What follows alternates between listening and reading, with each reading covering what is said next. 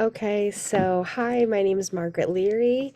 Tonight I will be doing a presentation on the North American Wetlands Conservation Act, along with the Migratory Bird Hunting and Conservation Stamp Act, otherwise known as the Duck Stamp Act, and lastly, the California State Duck Stamp Project. So the North American Wetlands Conservation Act was enacted almost 30 years ago to provide federal cost share funding to support the North American Waterfowl Management Plan. That was an international agreement that provides a strategy for the long-term protection of wetlands and associated upland habitats needed by waterfowl and other migratory birds in North America. So this act conserves North America's waterfowl, fish, and wildlife resources while producing a variety of environmental and economic benefits.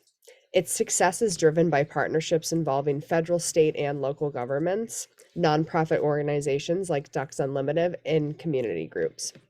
Every dollar of federal money allotted to the North American Wetlands Conservation Act must be matched by a dollar or more from a non-federal source like Ducks Unlimited or state and federal wildlife agencies. So because this program is so effective, the funds are often doubled or tripled at that local level.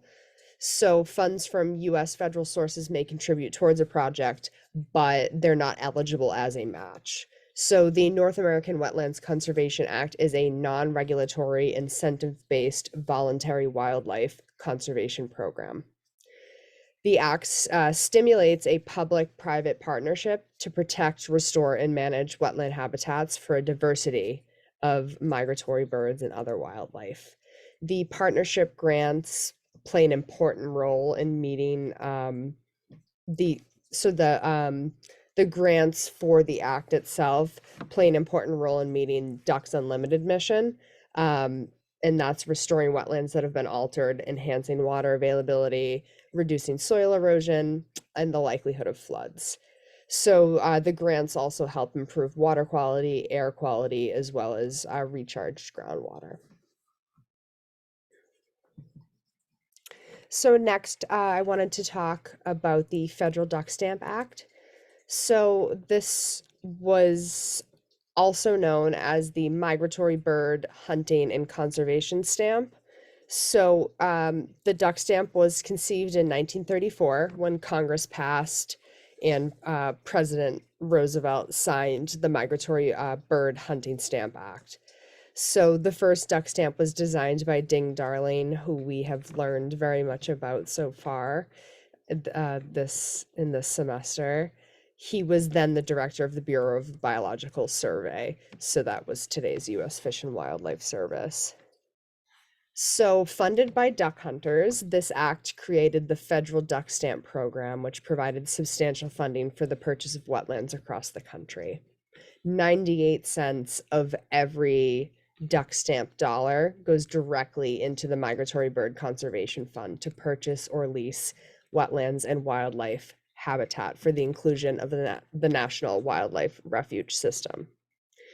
So that ensures that there will be land for wildlife and humans protected for generations to come, and that is kind of the purpose of what this act is putting forth for duck hunters and conservationists alike.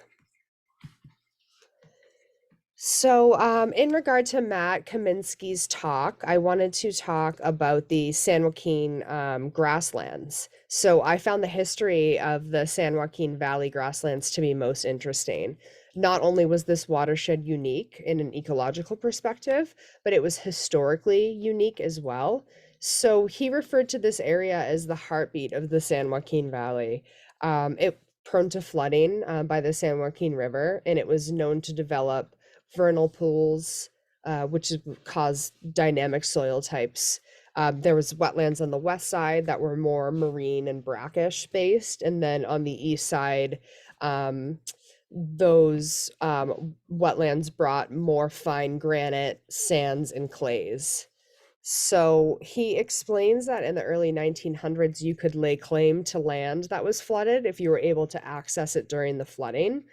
And there were two men in particular able to claim over 1 million acres of the San Joaquin area, of that grasslands area. They were able to claim over 1 million acres by putting out stakes with the intentions of using the higher land for profitable farming. So that actually worked out.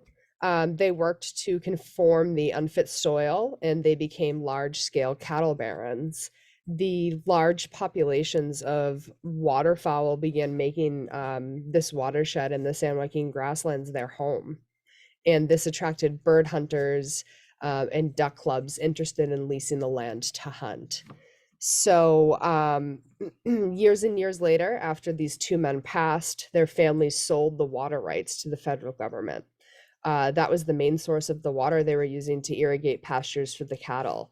So when the water rights were relinquished, the duck clubs that were using that land, leasing that land, they sued as they were not getting the water they needed to provide adequate hunting habitats.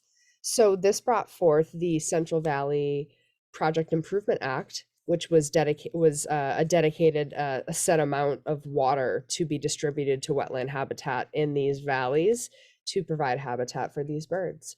So I thought that was a really interesting part of his discussion that I really enjoyed learning about.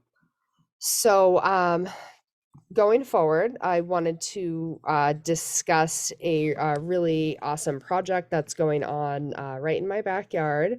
So the Herring River Estuary on Cape Cod is a part of a $6 million conservation effort right now, led by Ducks Unlimited. And it's kind of jumpstarting a restoration of more than 1,700 acres of habitat, much of which is in the Cape Cod National Seashore. So this is supposed to begin starting in 2023. The project will restore tidal flow to the Herring River estuary on Cape Cod. So this will improve water quality, wetland habitat, species habitat, of course, fisheries and recreational opportunities throughout the floodplain. And this effort will also improve the estuary's resiliency and ability to adapt to climate change, as we are seeing a lot of higher storm surges in this area. So, having a stable floodplain is really important. So, prior human development in that area has cut off the estuary from natural tidal flows, and what's left behind is a dying marsh system that has lost all but 10 acres of nearly 1,000 acres of former native salt marsh. So water quality impairment in that area violates the Clean Water Act standards. It creates barriers for fish migration and loss of wild habitat. And the subsided marsh plain is no longer resilient to sea level rise and storms. So this is the 1,700 acres, and the Herring River restoration effort may be the East Coast's largest and most significant tidal restoration project. So funding for vegetation and marsh management activities essential to the restoration comes from a $2 million North American Wetlands Conservation Act grant and a $4 million in matching funds from Ducks Unlimited, the town of Wellfleet, Massachusetts, Wellfleet Conservation Trust, Massachusetts Department of Fish and Game, Friends of Herring River, Friends of Cape Cod National Seashore, and private landowner donations. So yeah, that's a really awesome project that we can kind of see those funds being used for the North American Wetlands Conservation Act, and then being matched with, Ducks Unlimited, a really great nonprofit. So it's kind of awesome to see this happening in my area.